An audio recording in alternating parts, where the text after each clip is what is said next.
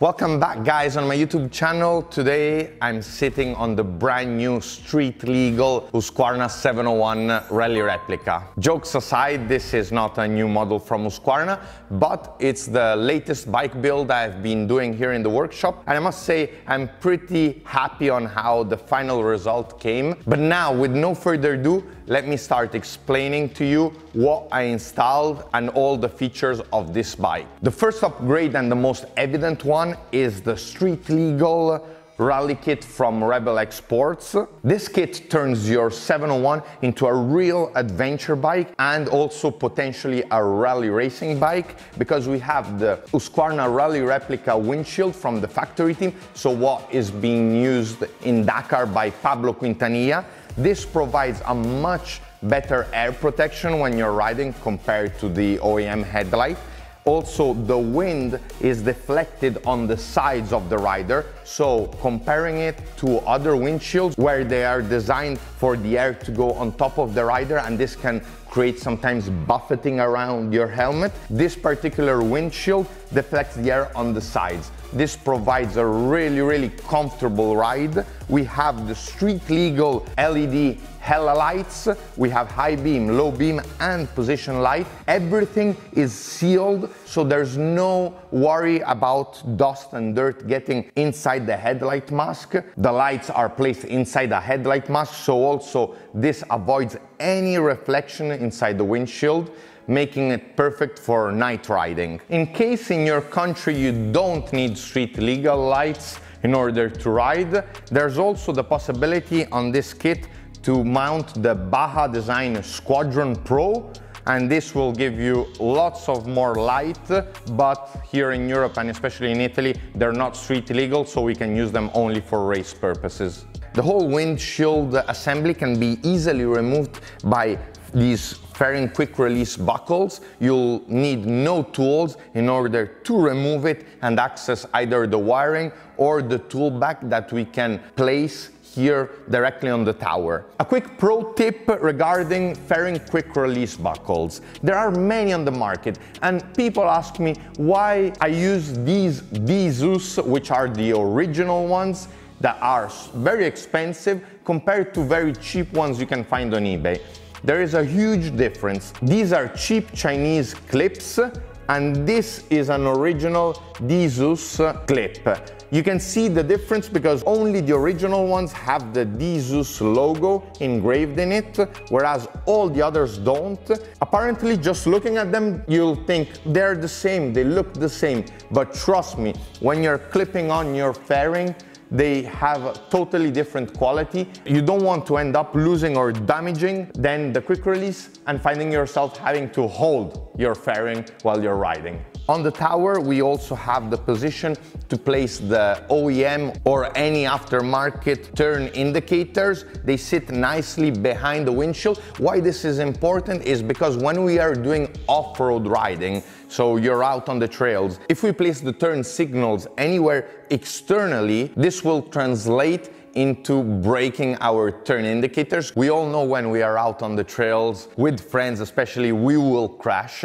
In this way, the turn signals will be nicely protected and you won't have to worry about them falling off. On the tower body, we have some really cool features because on one side we have this 6-way fuse box with error LED indicator. If we break the fuse, a red LED light will tell us the fuse is broken, so no need to go and look for cables inside the battery or anything, as this kit comes complete with the wiring and you don't have to access the battery to plug in the special Rebel X wiring. From the fuse box, we have 6 power outlets, meaning we can connect several devices. On this particular build, I also placed a F2R power box. The reason for this is because on this build we are featuring a roadbook holder and trip master and handlebar switch to command both trip master and roadbook. So we decided to put the F2R power box because this makes the connection easy and quick to remove and to install. We place it back here where it's very protected and we won't have to worry about the connectors getting loose. On the other side of the tower, we have two USB quick charge ports to power our devices, to charge them. And we also have a small screen, which is a voltmeter display. In this way, we will always know the state of our battery and we will know the exact power it's giving out. So this will avoid us a lot of headaches. In case the bike is not starting, we will manage to verify that probably the battery is too low in power and we'll need to charge it. Looking at the side of the tower, up here we have lots of small holes. This is because we can adjust the brackets up and down, but also tilt them. So we will be able, in this case where we have a road book and a trip master, to change the tilt angle and move it up and down depending on the handlebars we have and on the handguards we have. Furthermore, I always love the feature of having the possibility to place a tool bag or a medical kit here nicely tucked in inside, and this bracket is placed onto vibration dampers. All the wires of the 701 are nicely tucked in the tower, so we can't really see them, but in case we need to access the wires, very interesting is the fact that the spacers are threaded off the tower. This means that we can remove only one side of the tower with only one tool instead of having two tools to remove a bolt and nut. Here we'll just remove the bolt and the whole side will come out and we'll be able to access the wires. The whole tower is held into place by a CNC machined clamp that goes around the frame, and we also have a U-bolt that goes around the headstock, making it very firm and stable. Now that we are on the other side, I can show you the instruments we installed. We have a Nikon Max G. This is the GPS trip master. So up here we placed the GPS antenna. We have an F2R RB850 roadbook holder. This roadbook holder is the brand new released by F2R this year. Moving lower, we can see that the OEM dashboard then gets moved on the tower. In this way, we have a much more comfortable view of it. And also we have the engine oil indicator, the turn signal indicators, and the neutral indicator. On the Rebel kit, we also have 3 switches. We placed here one without LED and other 2 with LED light. These will be wired depending on what instruments you install. You can wire them so that you can turn on and off the instruments. On the handlebar, we have a Garmin 276CX mounted directly on handlebar risers that Rebel has produced.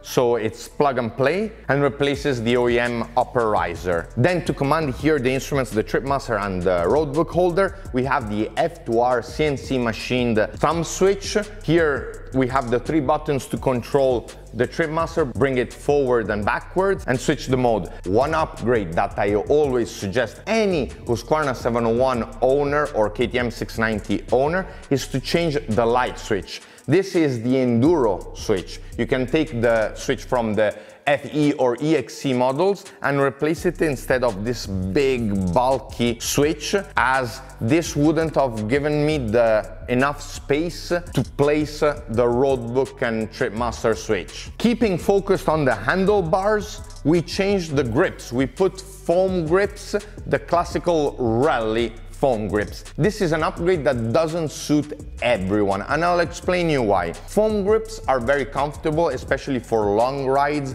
as you feel less the vibrations of the bike. The only problem is if you are in an environment where there is a lot of mud, where there is a lot of rain, don't put rally foam grips, as you'll have less grip than the normal ones. So this is perfect only if you ride a lot in dry conditions. Keeping then our levers protected, we placed the Acerbis Rally Brush handguards. They're closed handguards entirely in plastic. I prefer these closed handguards that are entirely in plastics rather than the aluminium frame, as the aluminium frame is actually more dangerous, but let me know if you want me to explain to you why I suggest not putting aluminium frame handguards. These handguards are the same used by the Husqvarna factory rally team at Dakar, and this whole 701, my friend wanted it to look like the factory rally replica. To achieve this result, other than placing the tower and the windshield of the rally replica, we did a custom graphic kit, totally inspired looking at the photos of the Husqvarna rally replica. So we placed the Rockstar logos, the MotorX logos, and I think we achieved an extraordinary result because the rear part of the bike with the black looks a lot slimmer than the classical 701. Let me know in the comments if also you have this feeling looking at the bike, because every time I look at it here in the workshop, I'm like, man, this really almost looks like the factory rally replica. Now that you're looking at the side view of the bike, you can see how the sticker kit with this black section makes the bike look completely different. To blend in with the graphics and also to have more comfort when riding, we placed a Selle dalla Valle factory rally seat cover. This has a section here in carbon texture so that this part where we move a lot with our knees has a long durability. On the top we have the special quick dry leather. In case it rains, it will dry super quick, not like Alcantara that will remain soaked wet.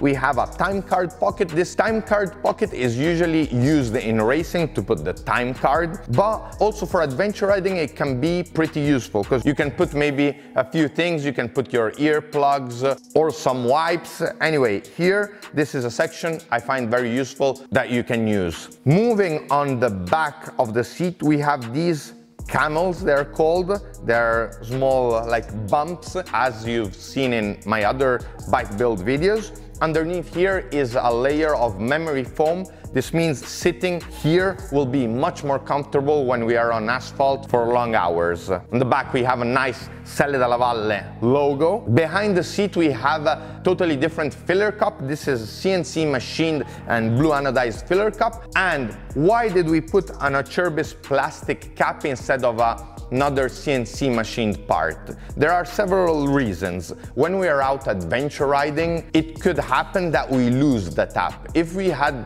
designed a specific cap for this filler, we would end up having a huge problem. Instead, here we have this Acerbis, which is a generic one that you can find in any motorbike dealer, but also we placed a bash plate with water reserve tank that features the same cap. So if we lose this cap, we can take it from the bash plate. Inside the bash plate, we have this plastic tank that can hold either water in case we are racing and we need it because it's compulsory in all international rallies to have water in the bash plate, or we can use it as extra fuel. We can pour fuel inside it and just keep it in case we run out.